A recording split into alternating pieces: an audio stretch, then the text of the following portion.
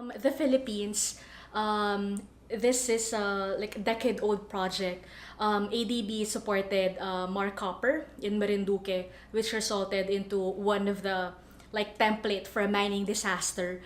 Um, this was back in the 1990s, and even up until now, the families are still reeling from the effects from the damage done to the Boak River, loss of livelihoods, and significant health impacts as well. Since the project was done back in the 1990s, there's still no accountability mechanism policy of the bank. And when the AM was instituted, it has like a clear stipulation that um, it is not retroactive. So meaning you cannot file a complaint based from those decades or in those big harmful projects had been undertaken. And when we raised this to ADB last year, again they gave the argument that it's a closed project. ADB doesn't have any more liability to it.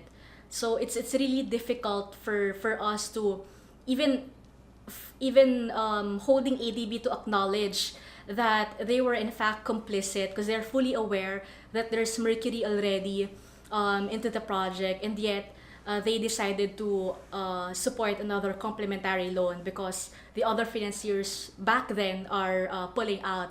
So it's kind of uh, like contradicting in a way, because instead of trying to resolve the environmental and health issues during that time, what ADB decided is to fund another complementary loan just to get the project rolling.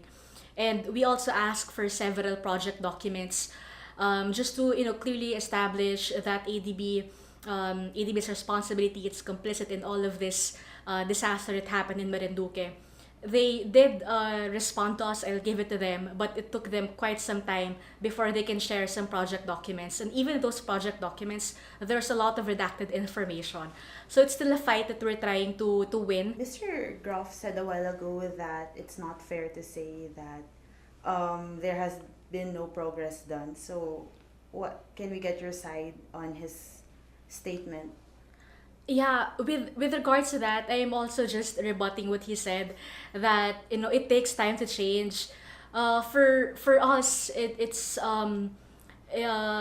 it's kind of difficult to swallow that kind of statement, because it is the bank. It has all the leverage. It has resources, and supposedly the power as well, the bargaining power on the governments to ensure that these safeguards are really diligently undertaken. We feel that there's still a stigma in ADB when there's a complaint being filed. The tendency of the project officer from the management is to shut it down completely, rather than trying to find solutions to it.